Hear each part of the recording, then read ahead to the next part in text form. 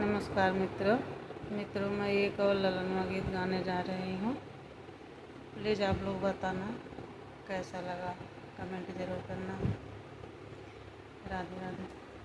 भैया के दिल पापा अपनी महालिया, अरे अपनी महालिया, अरे हमें के भेजल दूरी देश रे ललनवा, अरे हमें के भेजल दूरी देश रे ललनवा।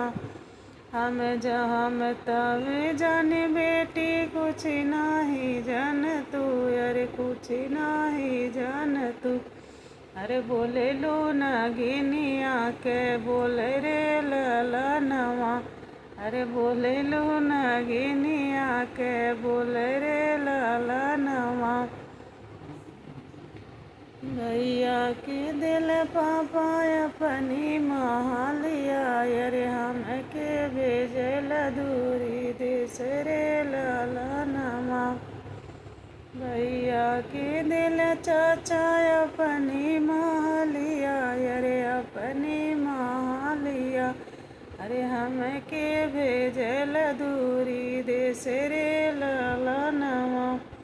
हम तो जानबे भैया के दिल बेटी अपनी महालिया, अरे यही आऊँ गहुआ रीत रे ललनवा, अरे यही हम गहुआ रीत रे ललनवा। हम तो जान बेटी कुछ नहीं जान तू, अरे कुछ नहीं जान तू, अरे बोले लो अरे बोलिया बोले लो।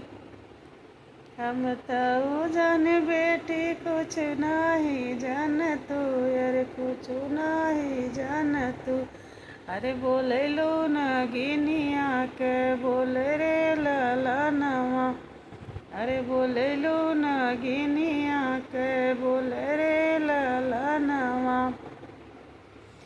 अरे बोले लो नागिनिया के बोले रे ललनवा। भैया के दिल बापा अपनी महालिया, अरे अपनी महालिया, अरे हम के भेजल दूरी देश रे ललनवा। भैया के दिल बेटी अपनी महालिया, अरे यही हुआ गहुआ रीत रे ललनवा, अरे यही हुआ गहुआ रीत रे ललनवा। जय श्री राधे राधे।